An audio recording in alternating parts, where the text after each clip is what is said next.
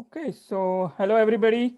Welcome to this second colloquium of the spring 2021 semester.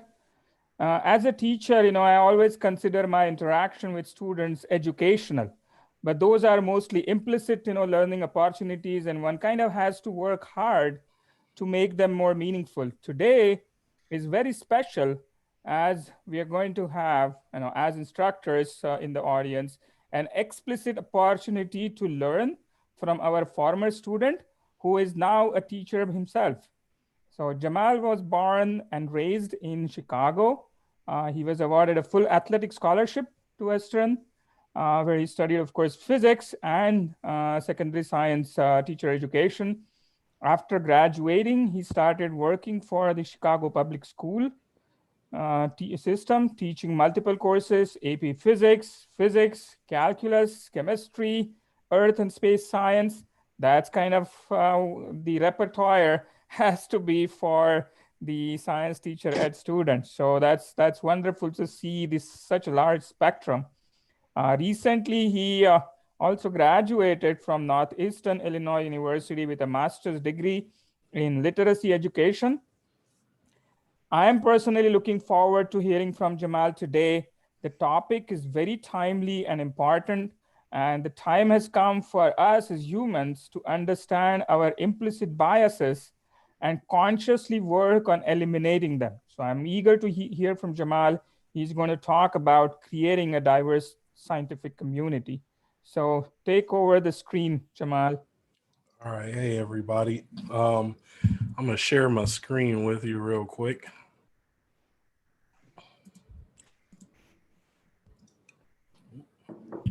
Everybody can see that, correct? All right, cool. So yeah, I'll go ahead and get started here. Like he said, my name's Jamal Keaton. And then what I want to talk to y'all about today is kind of like creating and maintaining a diverse scientific community. So I will say that this is kind of geared towards educators, given that I am one, and then a lot of people here are as well. However, you can apply these to any social interactions, honestly. But really quickly, I know Dr. Kapale just talked about me, but I'm gonna really quickly talk about myself so that you get a little more of a background, whether you know me or you don't know me. First of all, I was born and raised in Chicago, single parent household, and relatively poor, to be honest.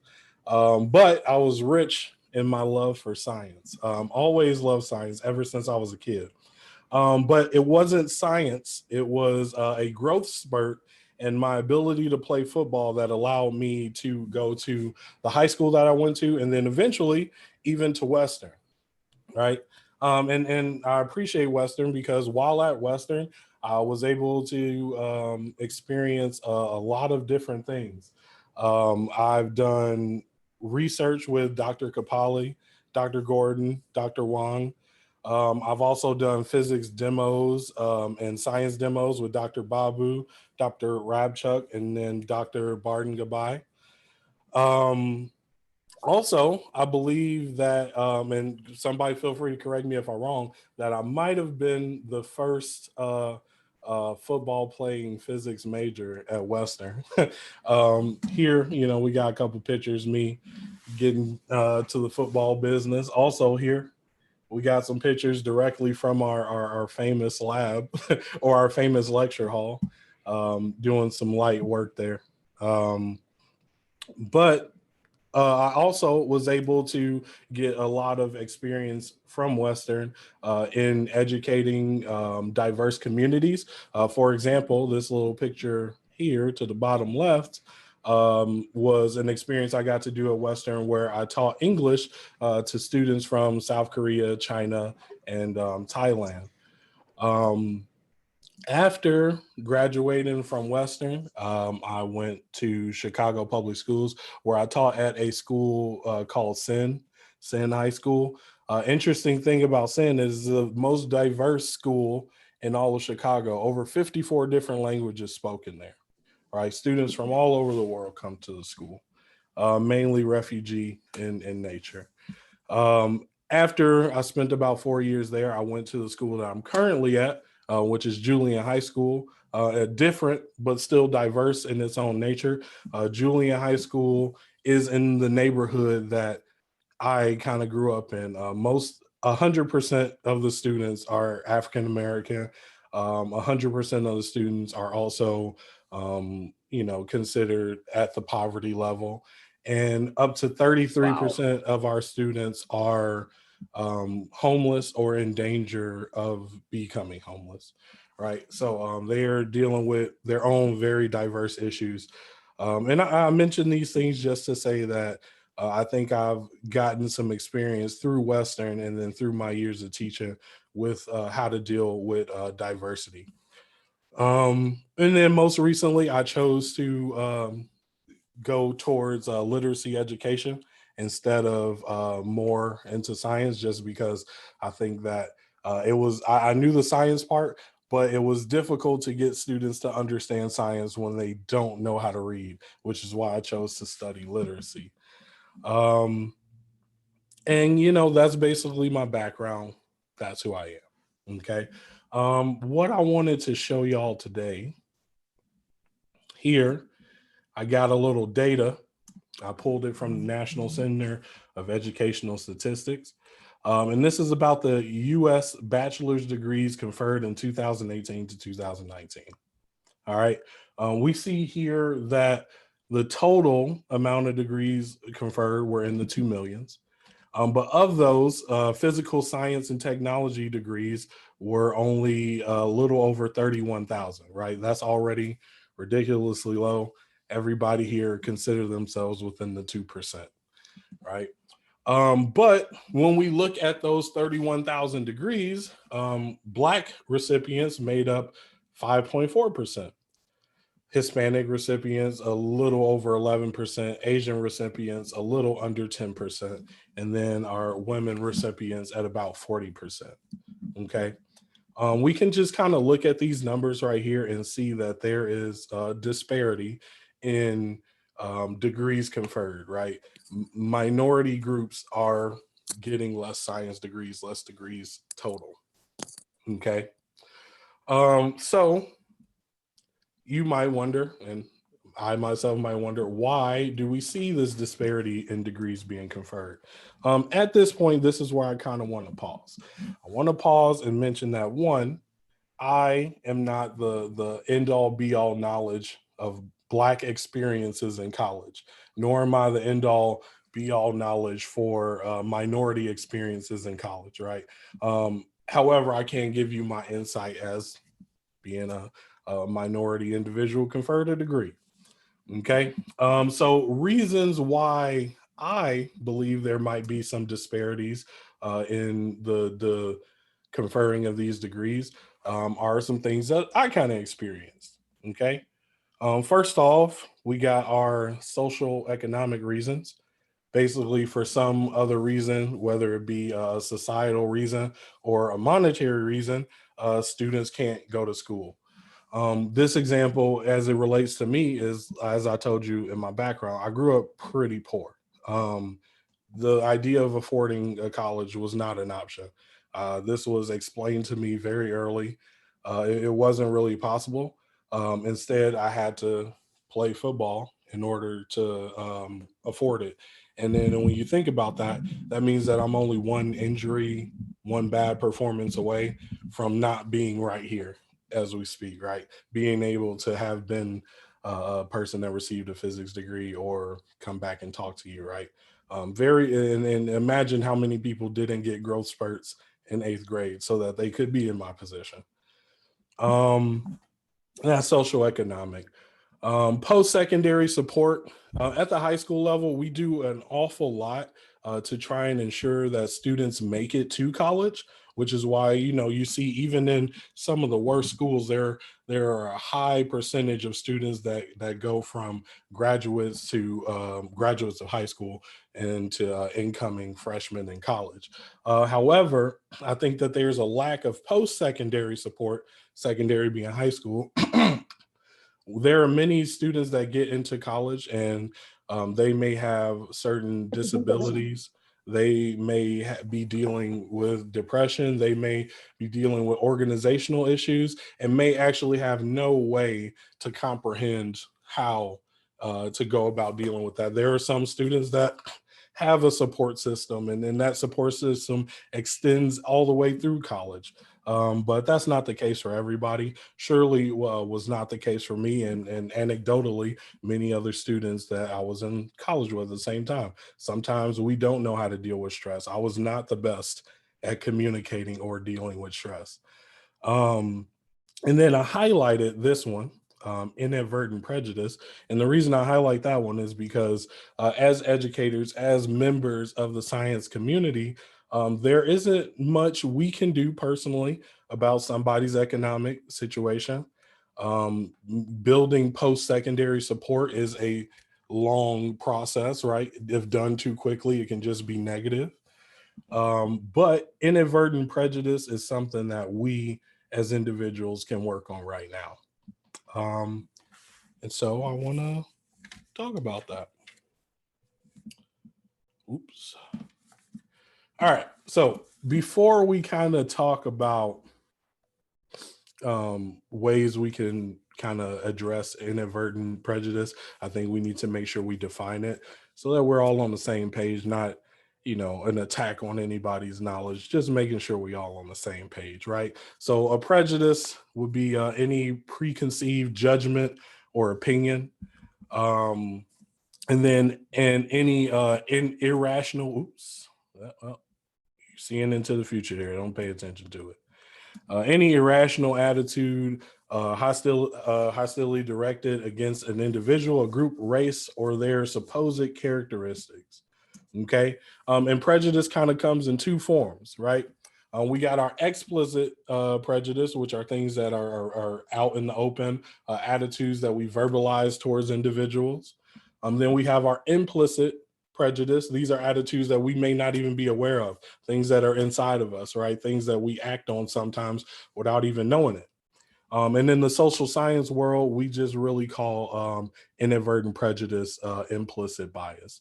And for all intents and purposes today, these will be the same term. And I will switch to using implicit bias. Okay. So what might implicit bias look like? And I just give these, there are millions, uncountable ways that we could experience this. I just brought up a few random examples that we can just take a look at. Once again, making sure we all get on the same page, right? So we see this picture of a young woman using books in their natural position as pillows. And somebody might say, she has been partying too much. Boy, those college girls sure do love to party. To that person, I would say incorrect. In fact, she happens to work 3 jobs over the weekend so that she can afford college. We humans need rest. And unfortunately, college is expensive and not everybody has it, right? So she was not a party girl. She was, in fact, a very hard worker.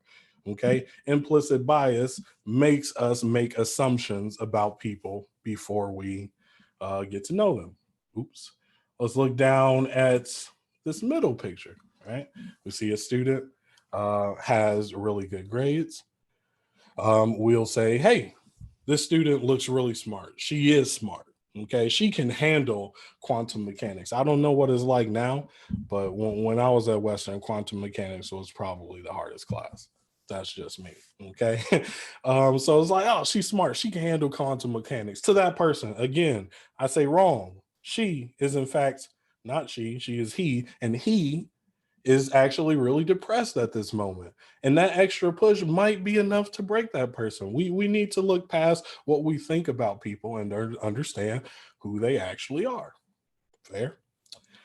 This is a picture of me. Side note, got to interject here.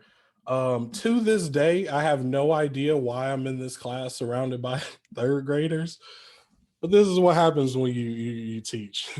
You're in class with children for random events and you get pictures taken. But yes, this is me. And things that I've even heard myself. He never turns in work. Not all Black people are lazy. but this one sure is. And again, I would say to you wrong, not lazy. Actually, I just worked a 35-hour intensive labor schedule to play football for a university so that I could be in your presence. In fact, I am not lazy. I did 35 extra hours of work just so I could be here. Okay. But then, like I said, once again, implicit bias, we might judge people before we actually know who they are, what they're going through. So I wanted to take a moment to kind of talk about what I experienced myself as far as implicit bias at Western. And it wasn't necessarily from educators. That's why I say that this talk isn't necessarily aimed only at educators. I think that as a part of the science community, those of us who are students, TAs, anything, right? We can all learn from this. And these are some of the implicit biases that I would experience. So in my science class and around my science culture, I think that I was labeled the athlete, which is hard. Like, it was hard not to, right? I'm like a foot taller than everybody else there, and I'm the big guy. I'm the athlete, okay? And normally that wouldn't be bad, except I think a lot of people tend to view me as that before the physicist, right? As if I put football before science, when in fact football was never my passion. Science always was. Football was just a mode of transportation for me to be able to indulge, right? And then I think that created a space where less was expected of me. Kind of like the dumb jock idea. Um, and I'm not saying anybody directly said like, "Oh, you're the stupid jock," you know what I mean? But that's why I say those implicit biases. I felt that in some cases less was expected of me because of me being an athlete, or as if I put athletics above science. On the education end, right, because I did physics and education at the same time. On the education end, I would regularly get people who are shocked and surprised when I say my major is physics. They go, "What? No way, really? I don't believe it." And if one person does that, that doesn't seem that bad. But when every person you interact with and you say, "Hey, my major is physics," and they are shocked and in disbelief that this is the case, you really start to develop a sense, or at least I started to develop an idea of like, do I belong here? Right? Like, if everybody else is surprised that I'm here, do I really belong here? And then when we combine that with the idea that when I'm actually in the physics classes, I feel like the dumb jock, then I leave the physics classes and I'm basically being told, "Hey, should you be there?" It really creates in my mind kind of like this reinforcing circle that I don't know if I should be here. So when I run into a problem, I don't think I can get around this problem. I think that, hey, I probably wasn't meant to be studying with everybody or engaging in these problems. And that's problematic, right? Um, so moving forward, okay, in order to create a safe environment for diversity, I think we need to understand the damage that implicit bias can cause. For students, we can tend to internalize those negative stereotypes, like I just explained to you. People being surprised that a black man is studying physics. It really made me think about if I, should be in this area, or if I deserve to be. Or you walk in a room and you're the only person that looks like you take a step to say like, "Oh, am I in the right place?" Right? And that is me as a student internalizing these negative stereotypes kind of placed on me. As educators, right, we experience it all the time where we externalize these negative stereotypes, right? I see a kid coming in late. "Oh, you came in late. You must be trying to disrespect me. I didn't take any time to think about why you might be late or the rationale behind it. I took that personally, and now I think you're the bad student," right? "This student is bad. This student is lazy." Okay, we can externalize those negative stereotypes. It can be bad. And then lastly, we develop fixed mindsets. And so what fixed mindsets are that's the belief that your knowledge and talent are static, right? They aren't changing. What you are is what you will be. You are incapable of achieving XYZ goal because you were not born capable of achieving this. You don't have that latent talent. And fixed mindsets can be very detrimental to students' growth, and this is very detrimental to building a community that is based around diversity and inclusion. Okay, but there are some strategies that we can use to curb these implicit biases. I'd like to go ahead now and say that some of these that I'm about to talk about truly deserve a whole course, right, to themselves. But I'm gonna try and give it to you in a concise little package. Okay. So some strategies that I use personally to help me curb my biases are social emotional learning, which I will refer to as SEL, growth mindsets, and then internal reflection. Putting a pause just to say this right now. In the teaching community, there are a million of random acronyms like SEL. If for some reason I forget to explain an acronym and I just say something, feel free to interject and let me know. It's just one of those things you kind of get used to saying. So I understand. Okay. So let's get into these, right? So we can kind of get to the meat and potatoes of the thing. All right, so first up is social emotional learning. Like I said, I'm going to try and squeeze an entire field of thought into one sentence. And the best sentence I could come up with is social emotional learning is the process with which we acquire and apply knowledge through the lens of our social and emotional interactions. And what does that mean? That basically means that it is when a student can see themselves in the work, they can see themselves in the I just want to say physics, even though I know we got multiple backgrounds here, but they can see themselves in the science. They are more likely to be engaged and then connect and understand with the topic. And then it's not always about themselves. Sometimes if you can see your culture in a science or in a field, in something you're trying to learn, it's easier for you to connect with that thing. It's easier for you to understand, right? And this is going off an idea that are the first things that we kind of learn are how to socially and emotionally interact with the world, right? And then everything we learn there is built off of that, right? So now if we can get a student to be engaged in content that they feel and can see themselves in, right, theoretically, then we can increase their engagement and the likelihood that they feel like they're a part of the community. So what does this kind of look like in a post-secondary classroom? And that's basically a college classroom. And this is a difficult question. This isn't something I can give you an answer to. For one reason, never taught in a post-secondary classroom. Other reasons, every person is an individual, right? Social emotional learning will look different for me than it looks for you. It will look different for you than it does the next person. Okay, but some tips that we can kind of use as educators to make sure that our lessons, the things we're trying to teach, are socially and emotionally responsible, is that we can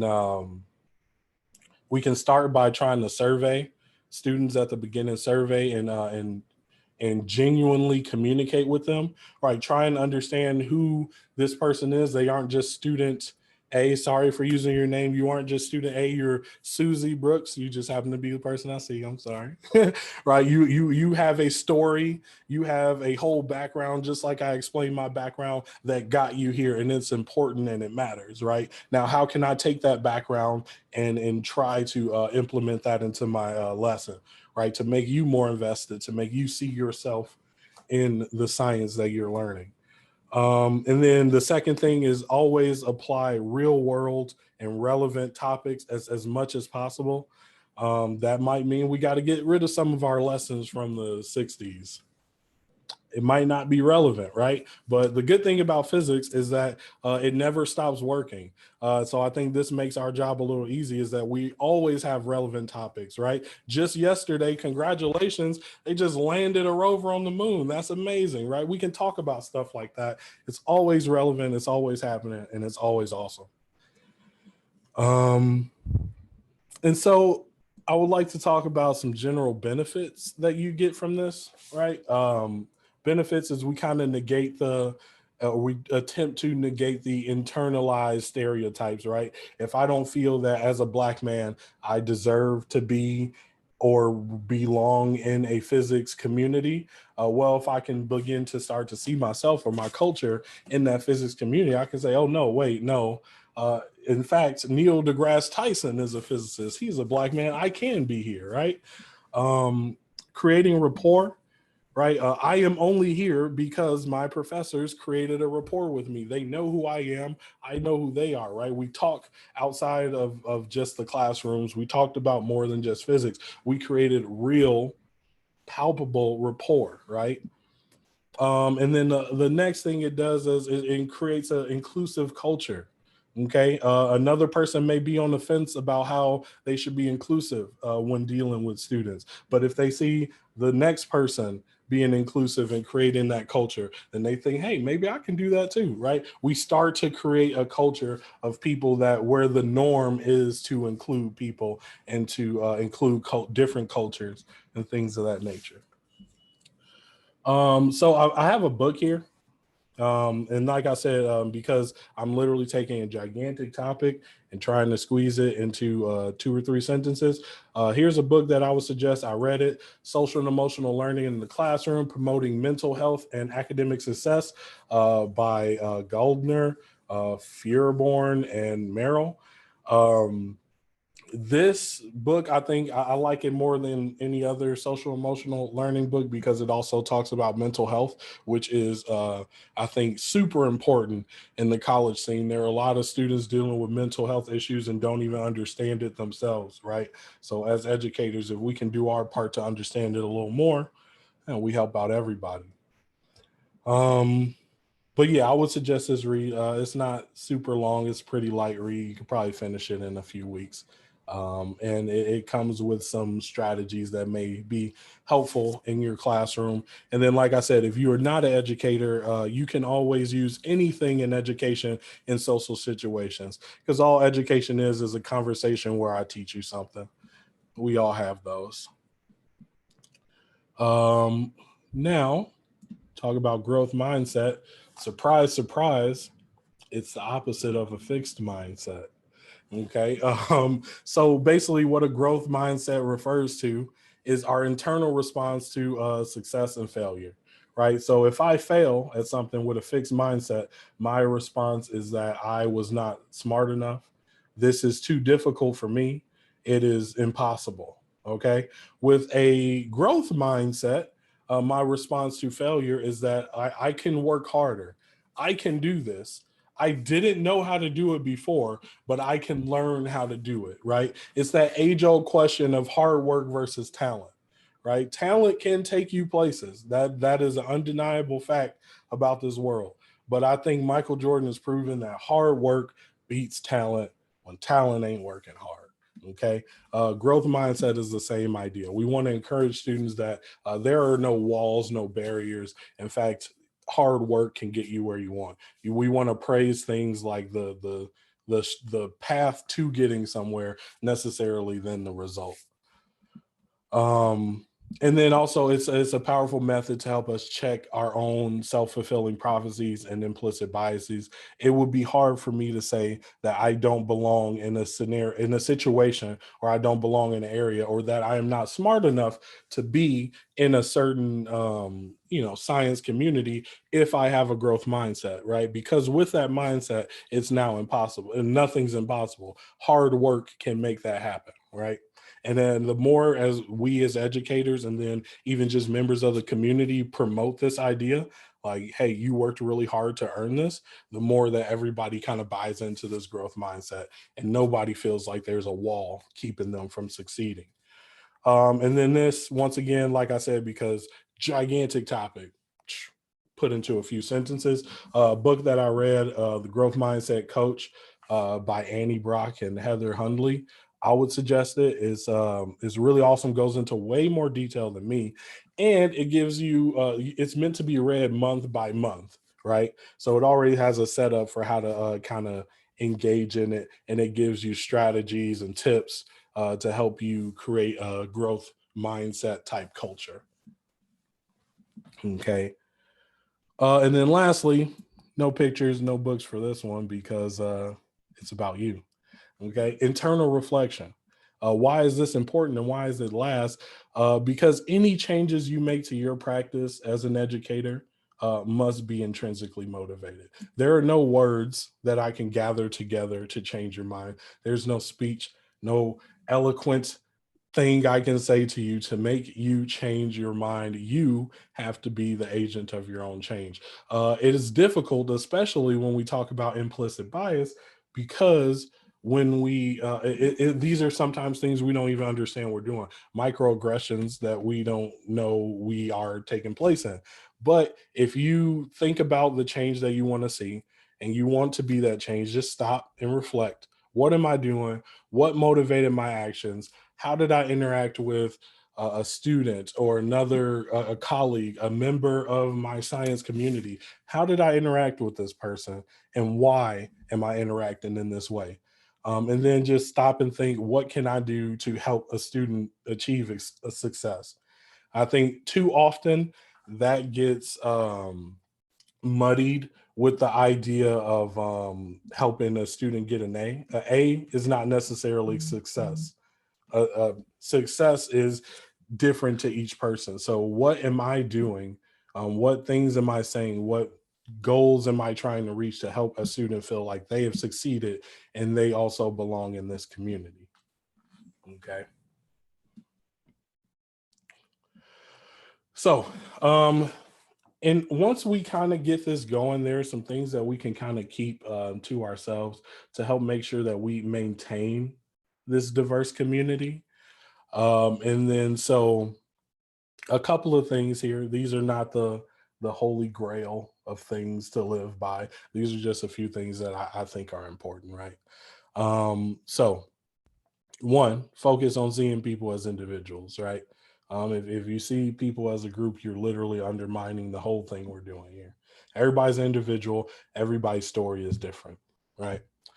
Two, make note of any assumptions and stereotypes you might be applying, right? If I look at somebody and I just look at your pictures and say, hey, this person is probably getting an A, right? Why am I assuming this? What about this person made me think that? Okay. And then that goes into number three, make note of the triggers. What things are triggering you to apply stereotypes to people? Okay. Four, increase your exposure to unfamiliar cultures. This is something that I'm just learning. Like I said, poor kid from Chicago. Before going to Western, I think I've been to Wisconsin and Indiana for gas. Not a well-traveled individual, but I've recently started to expose myself to more cultures, more people, and literally just being around people, understanding people, kind of moves that curtain, that veil away. You know, exposing yourself to other cultures can help you kind of get rid of some of the biases that you may be applying.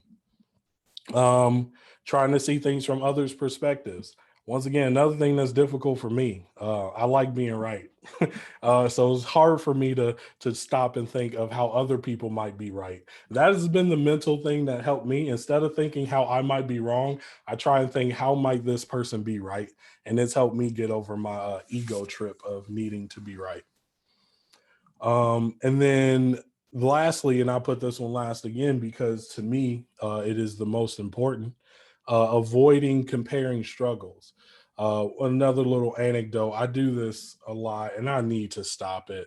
But so right now, currently, I work at Julian High School. It's a school that is in uh, not the greatest neighborhood of Chicago, but this is the type of neighborhood I grew up in, right? So I wanted to teach with these students. A lot of kids are living at the poverty line. Like I said, 33% of the students are homeless or at risk of being so. And so I look at that struggle being a struggle very similar to mine. And I can't help but say, like, why aren't you doing the things that I did? Like, don't you want to get out of the hood like me? You know, like I had to do this and I had to do that. And I feel like comparing my struggle doesn't get rid of another person's struggle. It never once it motivated somebody to get out of their struggle. Instead, let's like try and stop comparing ourselves to other people and try to hear people out, listen, see what are the things that are keeping them from being what you would like them to be. Do they want to be what you would like them to be, right? And then lastly, most importantly, I think that we should all keep in mind as educators, whether present or future, or just a person in general, educators are not the gatekeepers of knowledge. It is not our job to try and halt as many people from making it to the levels of academia as us. It is not our job to do that. It is our job to facilitate education. It is our job to help uplift people, get them to where they are, disseminate that information, right? To expand upon the future, not to gatekeep it. Random picture here. It just happens to be me in Macomb, and there's just a big diversity of kids there. So I put it there. Doesn't have much meaning besides that. And then, really quickly, in conclusion, so just to sum it all up, just in case you weren't here for the whole thing, there is a disparity in the degrees conferred in minorities as compared to white Americans, right? We got the numbers to see it. We probably see it every day. If you're in the community, this is something that happens. There are many factors that affect this, right? Like you cannot try to champion all the factors to defeat diversity as one person. It is impossible. Many different factors. But one thing that I think that each individual can focus on might be implicit biases, right? Having implicit biases does not make you a bad person. It makes you human. We recognize patterns, even though they may be wrong, right? This is what we do. But it is our job to look past that. These implicit biases help alienate students, right? I gave you examples of how these certain words and phrases made me feel as if I wasn't a part of the science community or that I didn't deserve to be there. They create environments for failure, okay, right? If you don't feel that you can be someplace or that you deserve to be there, it's likely that if you run into an obstacle, you won't be able to get over it, right? If nobody believes in you and you don't believe in yourself. We can combat these biases by engaging in SEL and growth mindset practices, and trying to put those practices in our everyday community building experiences, putting them in our lessons, while at the same time also internally reflecting, what am I doing? Why am I doing this? Be intentional. Intentionality is key when it comes to creating diverse communities. And then lastly, we maintain these positive environments by constantly checking our biases and then improving our practice, right? I like to call education a practice, right? Much like the medical field, it is never something that should be static, right? If you are continuing to educate the same way every year, you need to stop. We got to change it every single year. Your practice needs to improve or change in some way, or at least make the conscious effort to do so. Okay. And so I intentionally made this a bit short to kind of get to the nitty gritty of it all. And the reason is because I want to open up the floor for questions, right?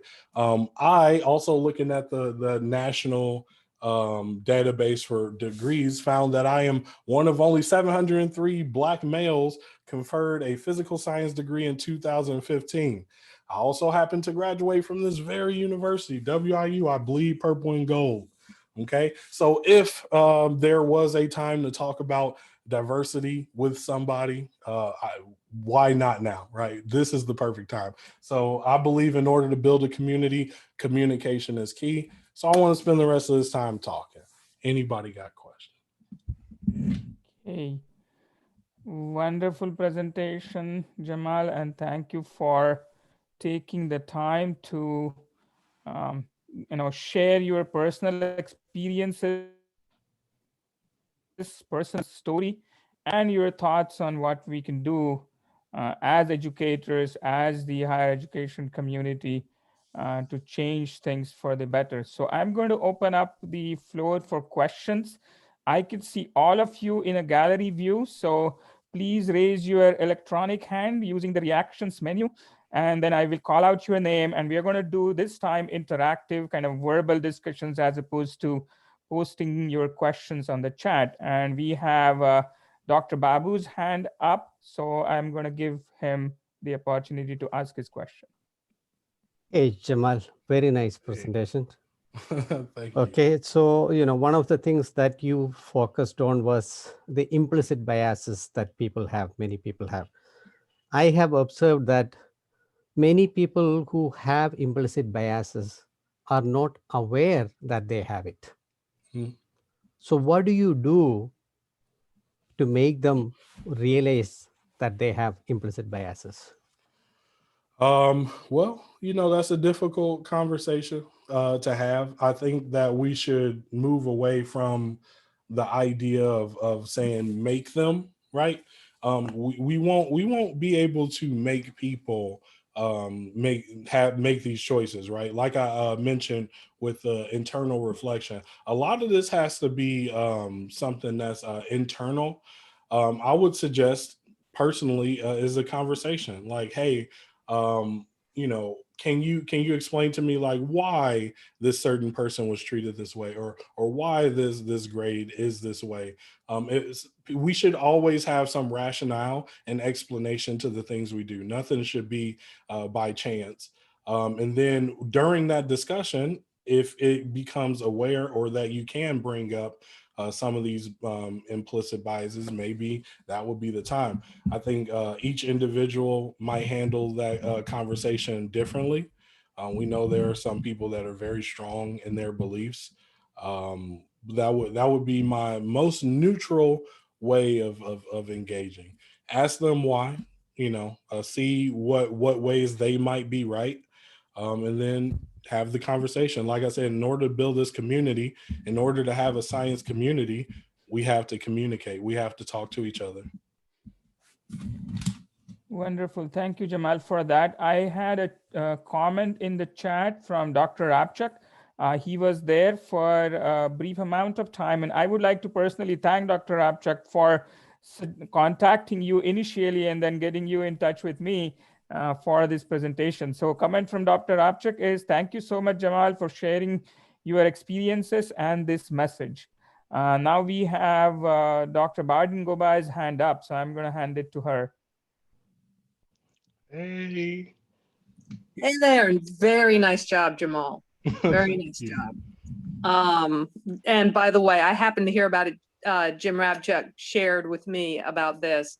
And I just wanted to tell you that was very nicely done. This is a hard conversation. So one of my questions for you, right, is so not only do we have to worry about this as educators in ourselves, not only do we sometimes see it with our colleagues, but we see it within our students. And so my question for you, in working within the community that you're in, knowing that you went from a community where you were in an all Black community, right? And then you came to Western, which is not an all Black community. And I know I've had other students who came here and they were afraid to come to a different kind of community where there are fewer people that look like that. What are things that you do to prepare your students for other communities, to help them to do the kinds of things that you talk about in their future? And what are things that you think faculty at a university can do to maybe challenge their students a little bit in being able to move toward reflecting themselves? Okay. I can try and give my best answer. I will say, for me, and I experience this every day, right? Like I teach in communities. I teach students. Some students have ankle bracelets on, like they have been to jail. They are as tough as it comes, but they are afraid. As Dr. Barton Goodbye just mentioned, they are afraid to be in a community that doesn't look like them. I myself was afraid, right? It is very different to go from seeing Black people everywhere to, maybe one every 100 people if you're lucky. It is extremely scary. Like I said, before coming to Western, my experience in travel was Wisconsin Dells and Indiana for gas, right? Like, so to come to another place with so many different cultures and individuals, it can be tough. I think that the way I got around it was experiencing other cultures, going to visit people, rural cultures, different communities, Middle Eastern communities, Asian communities, just kind of diving into it myself and trying to learn. And like I said, once you kind of dive into these different cultures, it removes that veil and you start to understand that everybody's just kind of human.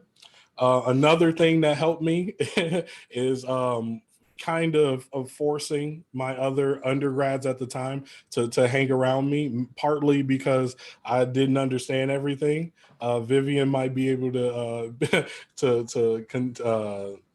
agree to that. I would literally force people like, hey, let's hang out. We got to be together. We got to create a community, partly because I don't know what's going on and I need some help. But secondly, because I like talking to people. I think that my situation is a bit different. I happen to have the gift of gab and I like to talk with people.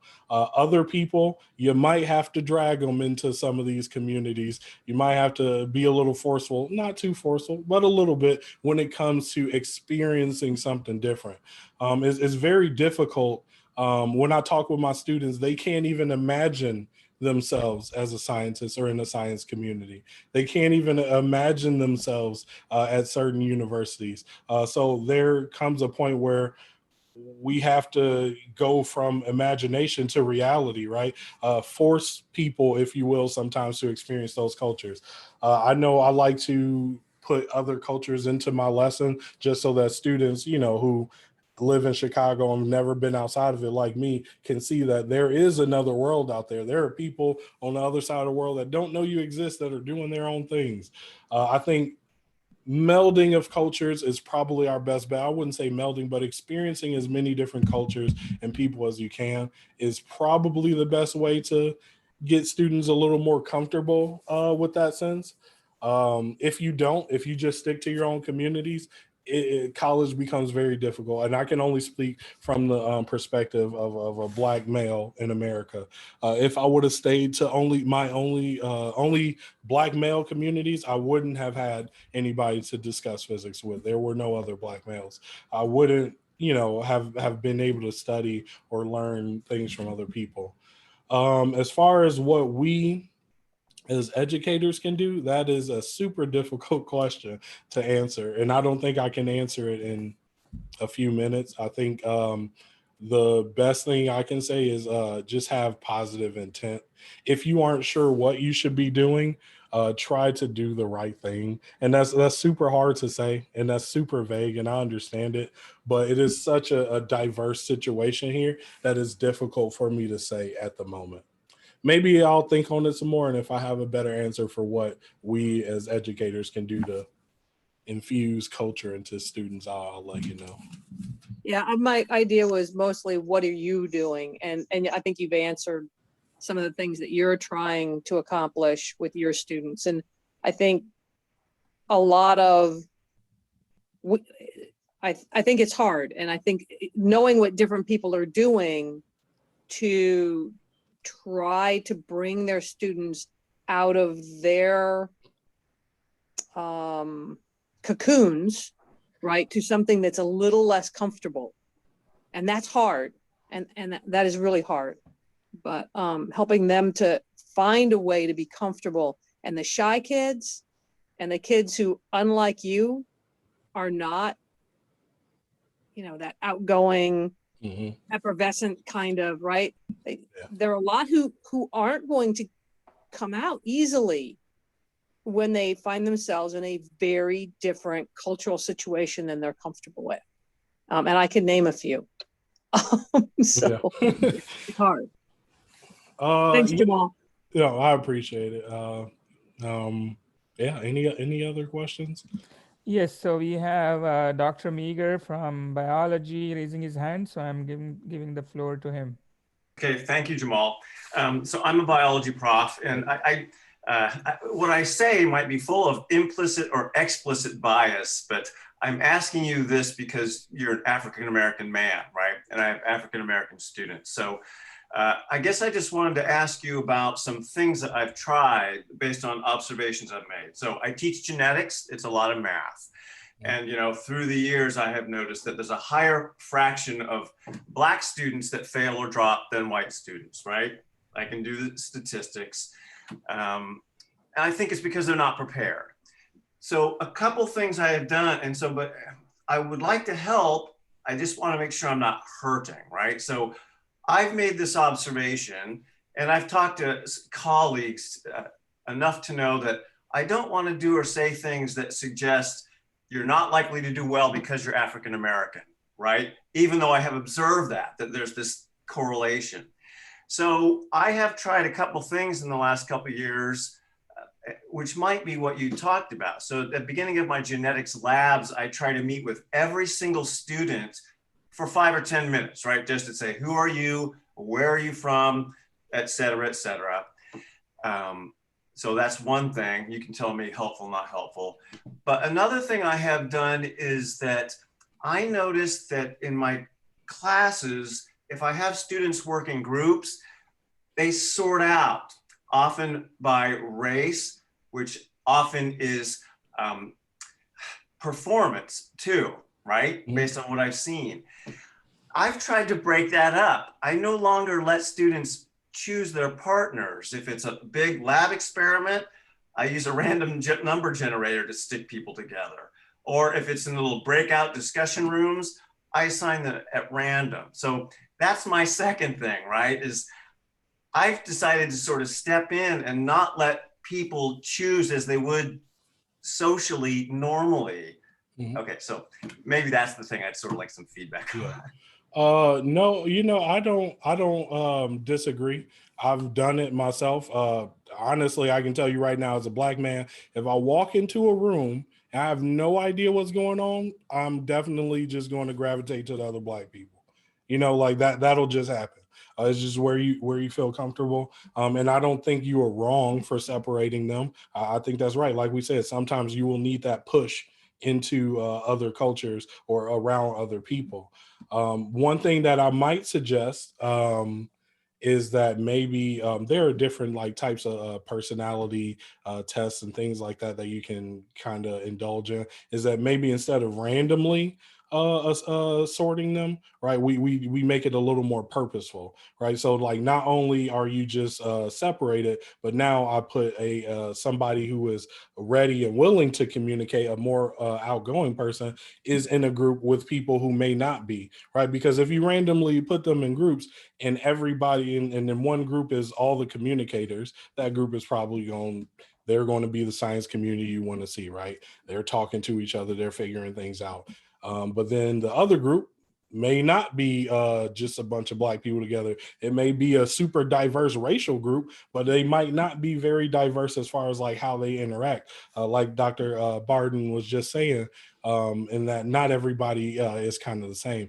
So I don't have like a one of those,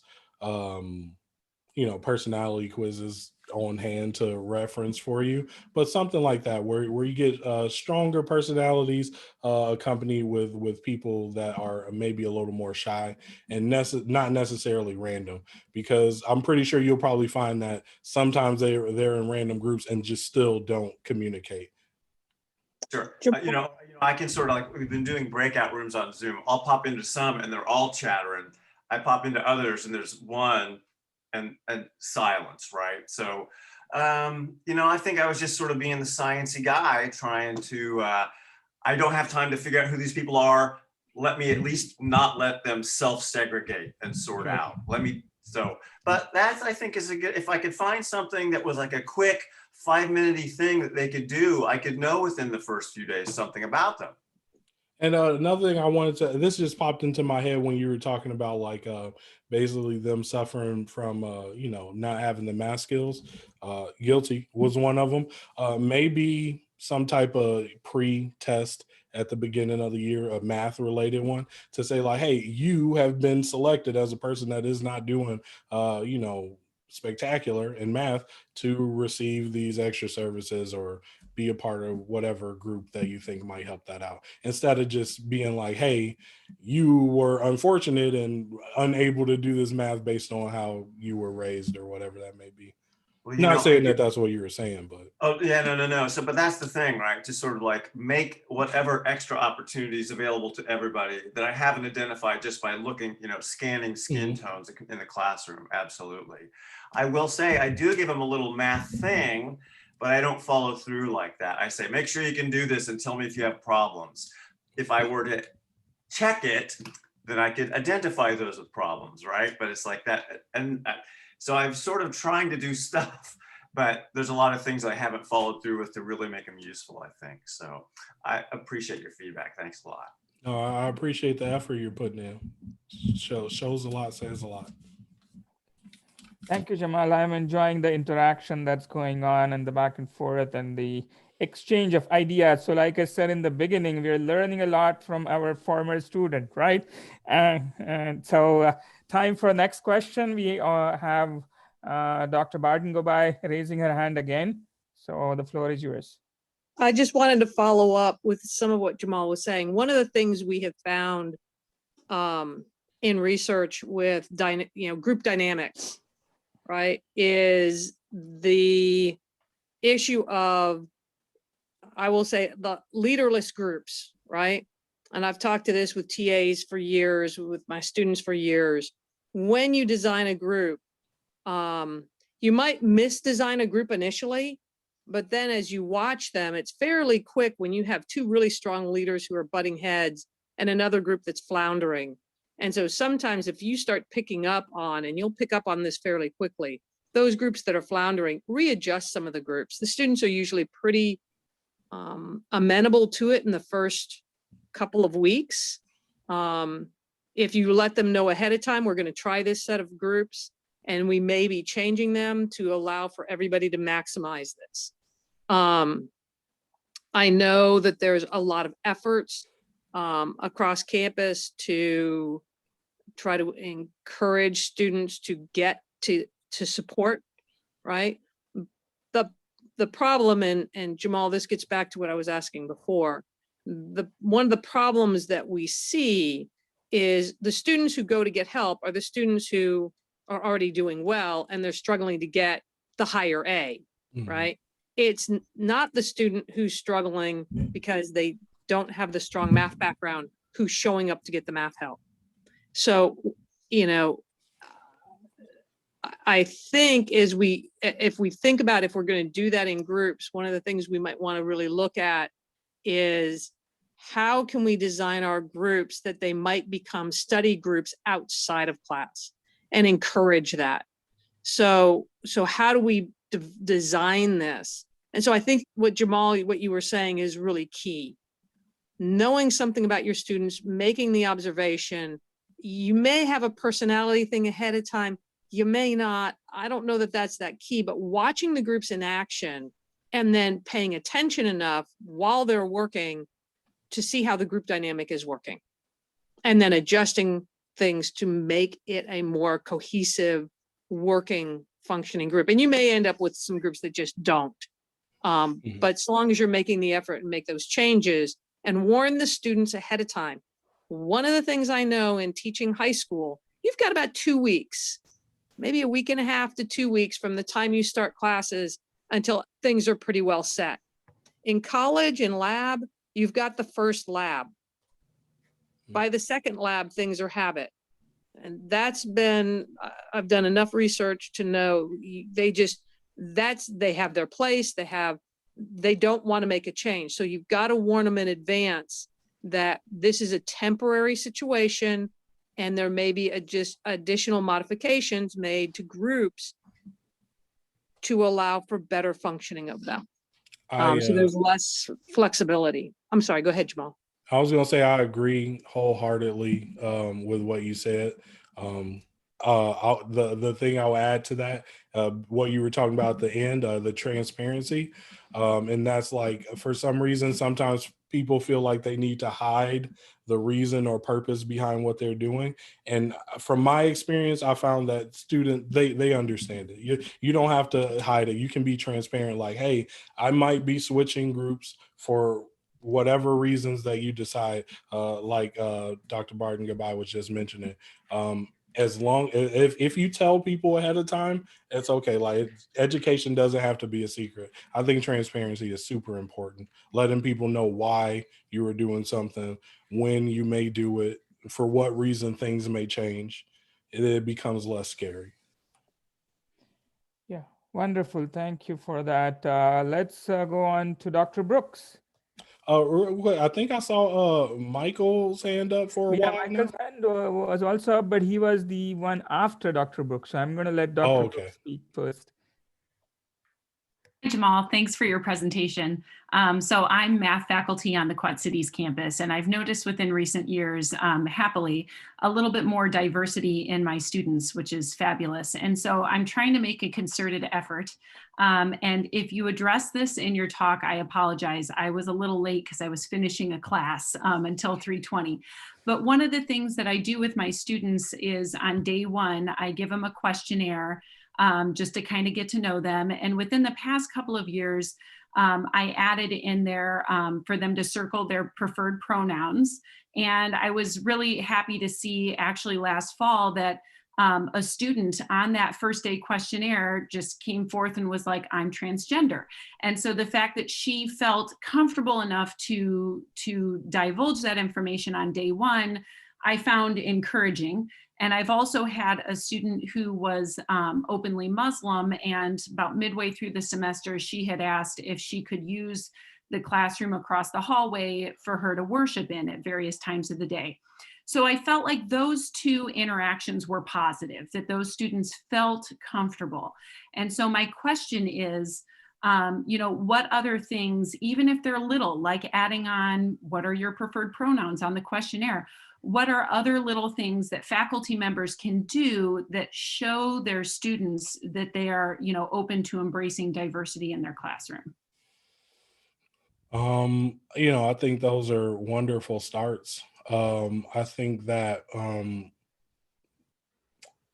I would say other things that can be done might include following up on some of the things you learn.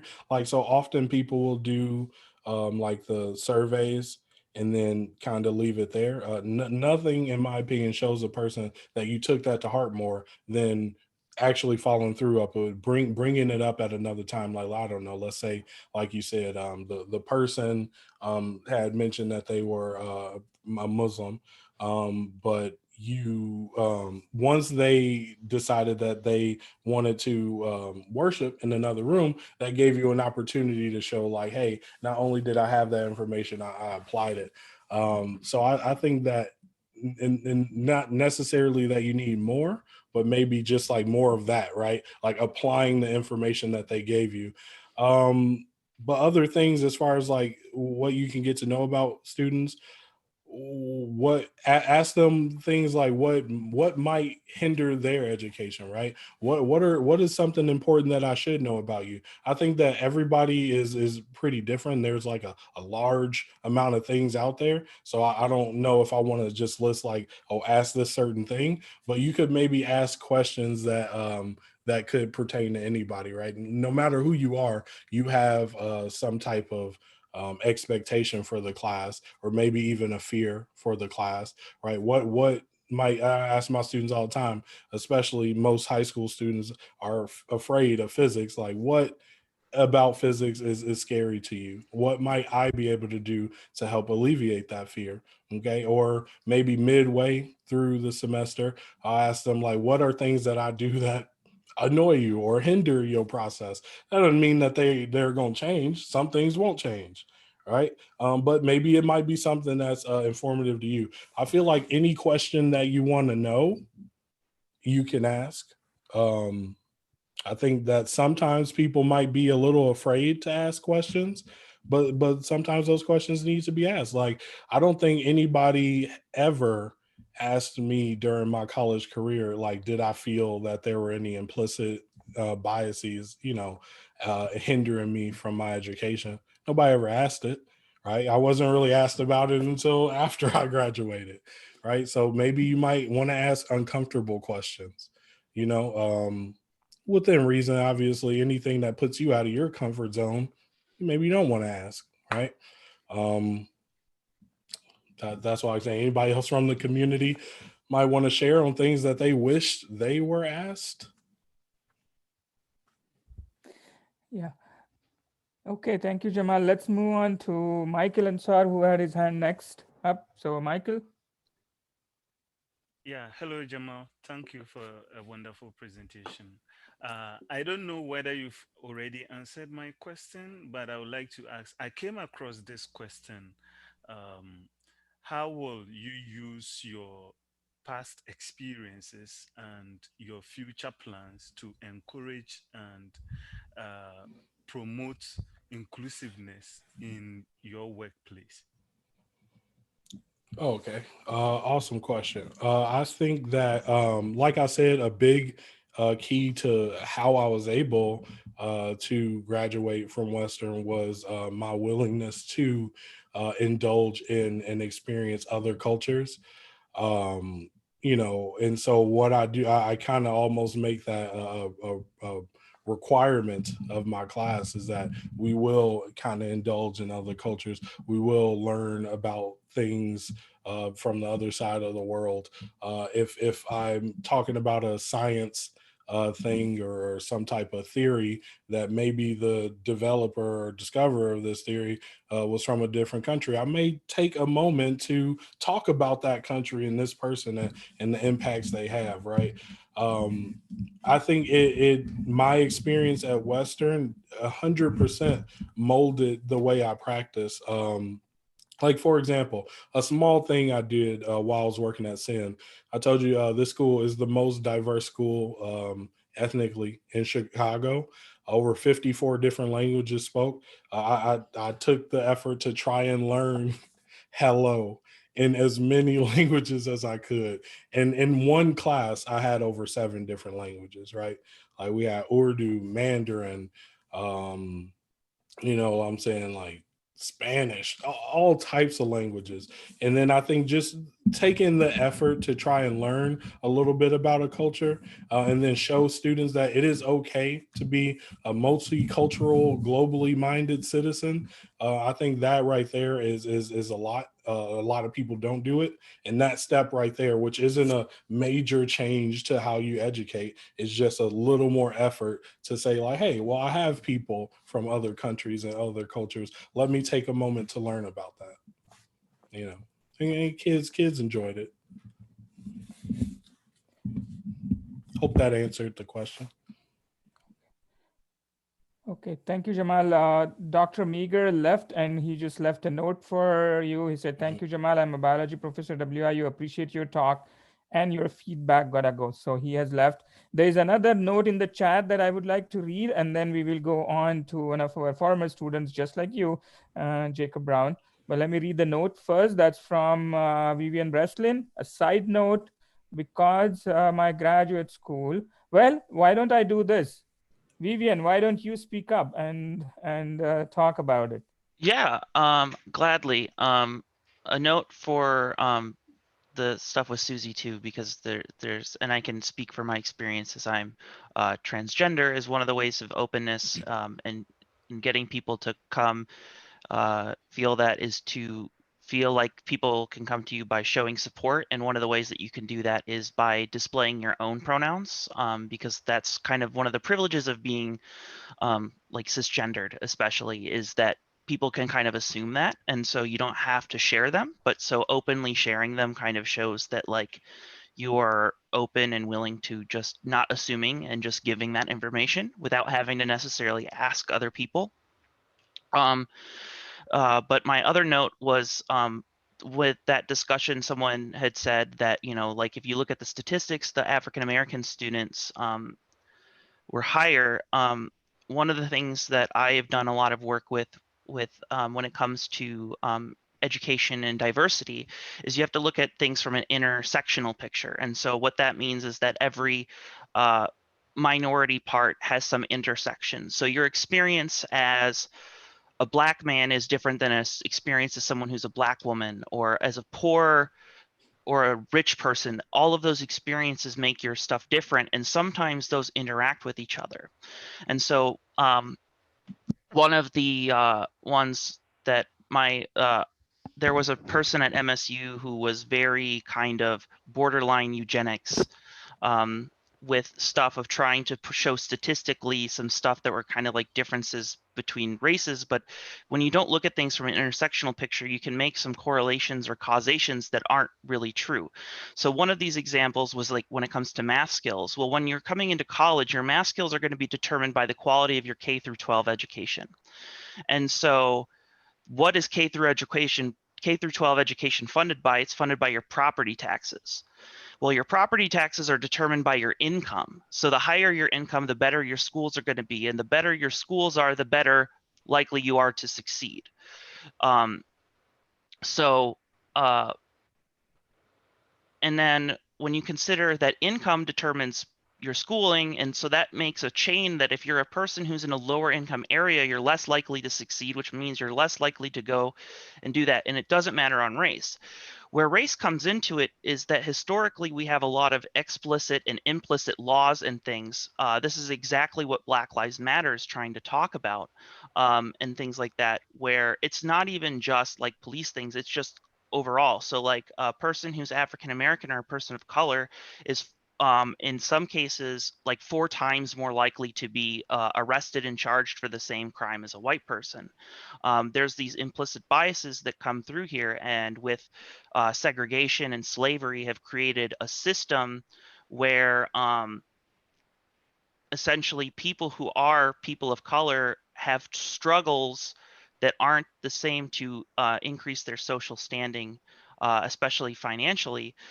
This is actually part of like why suburbs happened, is that the cities became more and more populated with people of color, and people predominantly white and rich left the city and formed suburbs, and essentially created zones where they could take their money, and then area where people had moved to became more impoverished and stuff. So there was implicit and explicit segregation zoning that was racist based that created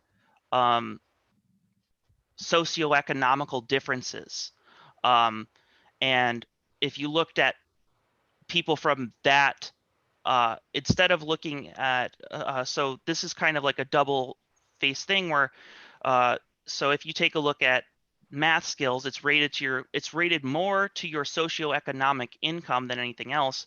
But when racism has created disparities in where socioeconomic problems are, you can make the wrong assumptions. So like a larger percentage of the African American and like Hispanic communities are going to live under the poverty line than the percentage of white families. And a lot of that has to do with historically racist laws or practices, and even some things that you can't control, like when a community becomes more and more diverse, if the wealthy people leave, that hurts that community, and that's created historical ties. So there's if you're curious more about that, there's plenty of good books, like by Ibram X. Kendi, who's done like How to Be Anti-Racist.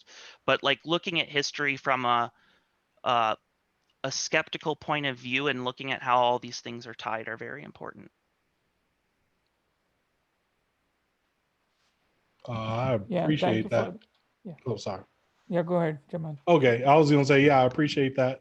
I agree wholeheartedly. And in fact, while I was looking up some of the data with the degrees conferred, I also looked at like income, and a lot of it is tied, like Vivian just pointed out, lower income, more difficulty when it comes to funding schools and things of that nature.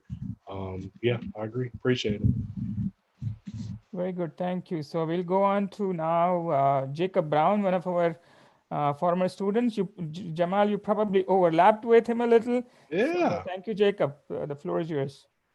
Hi, Jamal. How are you? Hey. So I work at a high school where students come from all over the state. So they have many different backgrounds, where I have students who are essentially coming to school with Algebra 1. Some are coming in with calculus. Some are coming in with some physics. Some are coming in with no physics, no chemistry, so forth. So all different levels. And this actually goes back to a little bit what Vivian was just talking about, is also different social economic impacts, because they're coming from all over the place. So one of the things we've been trying to work on is building support systems for the students who are coming from places that are not the schools that have calculus and so forth. But again, that seems to be a lot of our minority students, or the students who live in, for example, the mountains. So just different areas where the social and economic impacts come into play, that implicit bias comes in. So one of the questions I want to ask you is, as we build these support systems, how do we also make sure these support systems are well received from the students' point of view, that they don't then come turn around and say, well, I'm only in this because I'm this? I think, and this is kind of like my motto when teaching, is that transparency is key, and being genuine is key. I think more than we know, students, especially the older you get, they can recognize when somebody is being genuine. And then, like I said, transparency. There's no need to hide things, right? Like you can sit down and have a conversation with an individual and say, like, hey, right now your math isn't where it needs to be.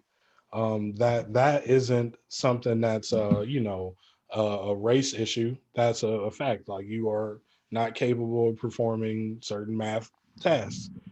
So they being transparent, letting people know why everything is happening, so it isn't a mystery. Because when things are mysteries to students, now they have the ability to make assumptions for themselves, and to create their own world, and why things are happening to them, which lead to those internal implicit biases, right? Like, if I don't know exactly why everything is happening, you're leaving it to me to interpret that, right? So I say, get rid of the interpretation, open up the behind the curtains, let kids see what's under the hood. This is why we're doing this. And I don't want to just say kids. I'm just used to saying that because I work with high schoolers. If you are, working at a university, the same thing. Even more so, you're dealing with adults, right? Let people know. Be as transparent as possible. This is why this is happening. If they have a question about it, be open and upfront with those questions. I tell people all the time, don't make up an answer. If a kid asks you a question and you're legitimately like, hey, I don't know, let them know. Like, I don't know the answer to that right now. I will try and find that out for you, or maybe we can find it out together.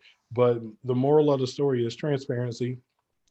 That's how you keep people from wondering if your motivations are the right motivations, and you might have done something wrong. But if you're transparent, now the community can communicate and change that, you know. Okay, Hopefully wonderful. that Thank answers you Thank for you. that. I had a note in the chat from Al, so he wanted to ask a question. So Al, floor is yours. Hello. Hi. So as I'm sure I believe it was mentioned way back before the recording started. I'm an undergraduate here at WIU, and as I'm sure you probably already gathered, I tend to be in most of the majority demographics. And you had mentioned that part of the way to help battle implicit biases is to expose yourself to different cultures and different communities and whatnot. Thing is, due to my own personality, I have difficulty approaching or joining communities in general. And with the current COVID situation in place, it's a lot harder to do that. How would I go about that? You know, I will say, first of all, COVID has turned everything into a wild ride, you know, so I can't, you know, give you the answers for how to handle things COVID related, still figuring it out. As far as like, let's say if we were back in person, it's difficult. I will definitely not a social coach. But I will say the only thing you can do as a reasonable human being is try, right? My favorite quote, I even have it tattooed on myself from Yoda: "Do or do not."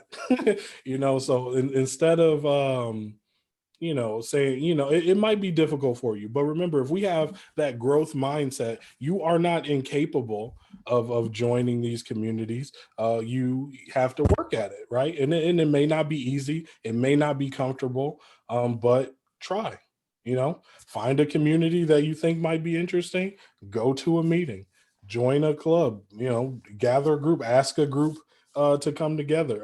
These are not the easiest things for us to do, and I admit that and I understand that.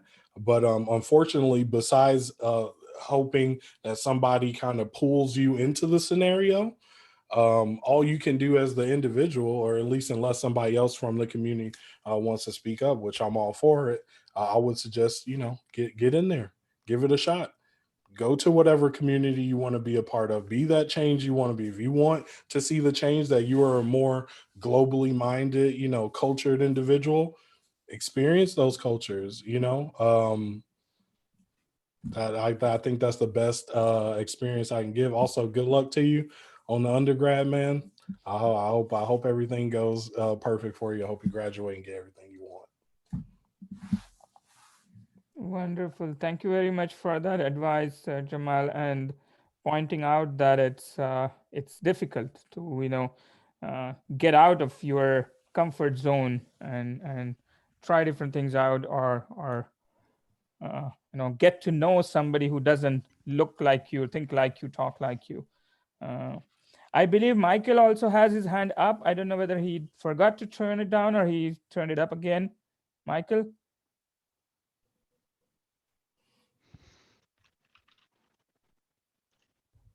Okay, so looks like he forgot to put it down.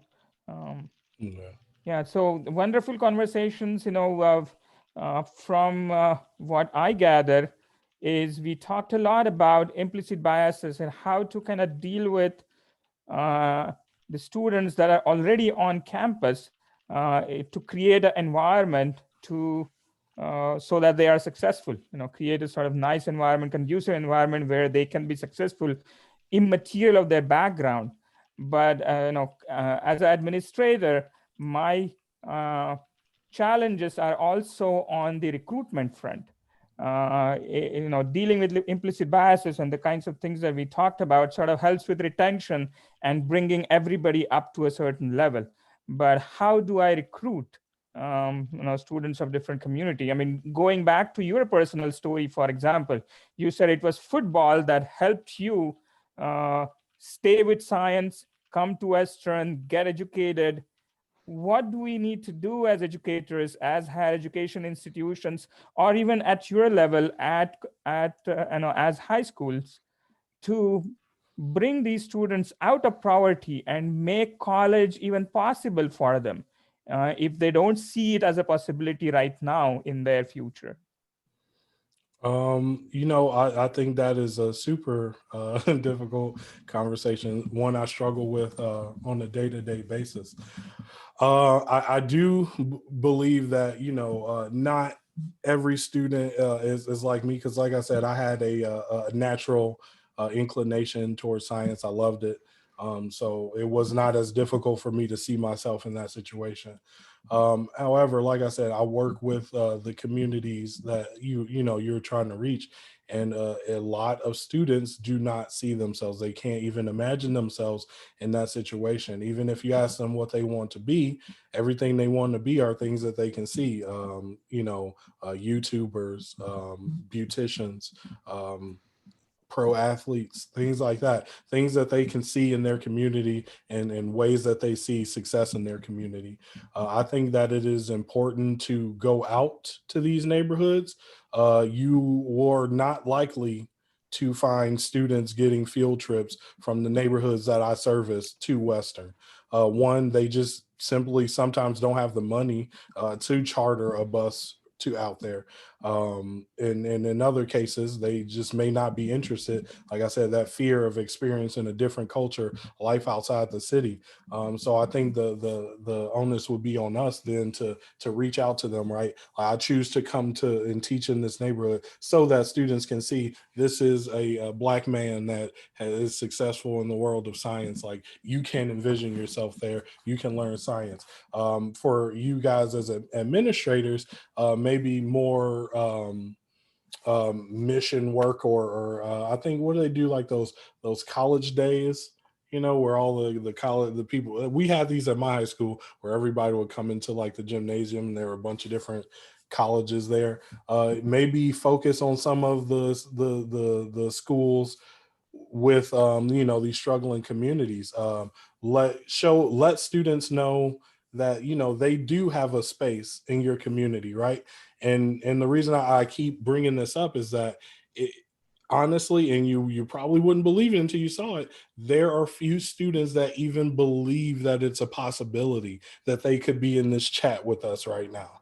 Right. So like we need to go to those communities, express that, maybe even use that very intentional language. Like, you can be here, you can succeed in science. These are different methods or ways that you can succeed. A lot of students don't even know what jobs are available to science. They only know what they see in TV, right? Like, if I go to most random students and ask them what a scientist does, they might explain to you what Tony Stark does, right? And we all know that is not what we do, right? So I think part of it is on our end in the high school to educate students on the possibilities of science. And then from the college end, like I said, instead of going to the schools that are going to send their kids to college, right? Maybe we might want to go to some of these more disenfranchised communities and talk to them. Like, hey, have you ever thought about seeing yourself as a scientist? What do you think scientists do, right? These are things that you can do as a scientist, right? Put them in that space to believe that they can do this, right? Or that they, should be able to do this. This is the best answer I can give. Yeah, that's wonderful. Thank you. Let me take that a step further. So that's kind of like one side of the coin. The other side of the coin is the finances. Some of them may not even afford to go there, right? For, again, kind of trying to connect with your personal story. Football in some sense helped you, right? Take care of maybe the college expenses. At least that's what I gather. You can, of course, point out the details. So what do you think we could do to help on that front? Or what do you think they really need once they make up their mind, this is what they want to do? But now the next step, of course, is... I mean, I don't know what universities offer as far as like, like monetary help. I feel like I could just say that, like, hey, they need money. I don't think that would answer the question. So I don't know what exactly the universities can do. I am completely uninformed about how money moves in that circle. But the flattest answer I can give is like money. You know, if there were more scholarships available to students, because like I said, I did not receive a free ride, as people like to call get an athletic scholarship. Blood, sweat, and tears, 35-hour work weeks, grueling punishment. And this made the university money, right? Thousands of more dollars, hundreds of times what my scholarship was ever worth. Right. So it was difficult. It's very difficult. I would say, even as an athlete that's having school paid for. Like, yes, I don't have to worry about the monetary part, but now I got rid of that problem and created a new problem of stress and like, you know, constantly working, having to perform, in some cases having to choose not to do physics homework so that I can perform for football, right? And it's crazy. It's upsetting that has to happen. Yeah, it's really tough to give answer to that, because I feel like the methods that we give certain students to get money, it often requires them working. So like you know, students that work in the cafeterias, it's like, okay, yeah, now they're paying for school, but now they have another thing that is preoccupying them from school. Tough. Make college free. That's my answer. Make college free, and I bet you'd have a lot more people coming to school and succeeding. Yeah. Thank you very much for your thoughts. I'm going to just read a few comments from here, and then looks like we don't have any more questions from the live audience here. So Vivian, I'm just going to read your next comment here. Also, a good thing to do as a person who is part of majority demographics is just spend effort to learn, even just reading about stuff. Also, a less intimidating way to expose yourself would be reading books about social justice, going to talks like this one, attending open cultural events, etc. So thank you very much, Vivian, for that those comments. Dr. Malur, you may remember Jamal. She said, "Hi, Jamal, very informative presentation." Oh yeah, I do. Hey. Mrs. Kapale saying, "Thank you, Jamal." One of our College of Education and Human Resources, School of Education professor says, "Thank you, Jamal, for an informative presentation." Dr. Sheikha, you may have crossed path with him. I plan on incorporating of what you discussed in my science methods courses in the School of Education. Many thanks. And then Dr. Brooks, I think she had to leave. She said, "Thank you, Jamal. I enjoyed your presentation." And we have Dr. Blackford with his hands raised up. So I'll give the floor to him. Yes, hey, Jamal, I just wanted to thank you so much for your presentation. It was really good to see you again. I know that, you know, I think some of the stereotypes about football players are reversed, at least at Western. I think what football players do better than the average students because they're so serious about it. You raised a lot of good issues. I can't imagine, you know, like you said, you know, the students you're learning all this stuff along with either having a job or being in football, and then having to deal with all this other stuff about implicit bias. I can't imagine how that really hinders genuine learning. So we have a lot of things to think about. I see when and if things ever get back to normal here. Yeah, I appreciate you. Thank you. Okay, thank you very much, Dr. Blackford. So let's do a ritual. All of you unmute yourself, and let's give a big round of applause to Jamal for his wonderful presentation. Very good. Thank you very much. Thank you. That's the best we can do, Jamal, on this virtual mode of doing this. And I want to thank you for taking the time and coming and talking to us and pointing out some of the interesting perspectives that you had as a student from the minority community, and your experience here and your experience as a football player. And I definitely learned a lot.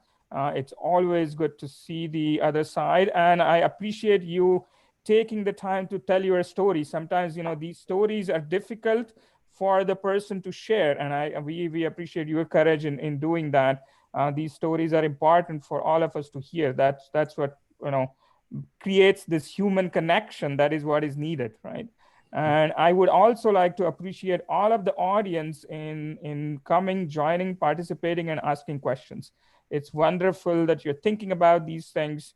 It goes even, the problem is much larger, as the comment from Dr. Brooks about the transgender issues, comments from Vivian. So it goes even beyond our standard racial stereotypes. It's a really, really deep problem. Unless we start thinking about it, we're not going to make any social change. And I appreciate your participation, Jamal. Stay connected. Tell me when I can visit your school. I would like to do that. I think many of our faculty would be happy to come and visit when they can, and talk to your kids and get them excited about science. I know you are doing that every day, but we would like to come and do something for your classes as well. Absolutely. I appreciate being able to come out here, interact with some of the undergrads and some of my, older professors. I take everything that y'all taught me and I send it out there to the new generations, and I appreciate allowing me to kind of help be a part of this community. Y'all know I bleed purple and gold. I love me some WIU. So anytime that I can come back and be a part of the community, I'm all for it. Very good. Very good. Thank you very much. And special thank you to Jacob and Vivian for joining. It's wonderful to see you. Stay connected if you're not. And Jamal, this is for you as well. If you're not connected with the WIUPhysics on Facebook, facebook.com/WIUPhysics, stay connected. So, when we organize events like these, you can join. We are doing a Science Saturday every first Saturday of the month. It's sort of like a small version of the demo show on a small topic that some of our faculty are doing, and that may be something of interest to you, as an educator at the high school level. You can even use some of that material if you would like. And next one is coming up. It's first Saturday of the month at 10 or 11, and I will send you a link next time. Next one is coming from Dr. Araja on March 7th, I believe. 6th or 7th, my memory is a little blurred there, but yeah, one of those days. March 6th. Okay. RJ knows about this. Okay. Yeah, I'll keep informed. Yeah. Okay. Wonderful. Thank you very much. Have a very good weekend, everybody. All right. See y'all. Thank you. Okay. Goodbye.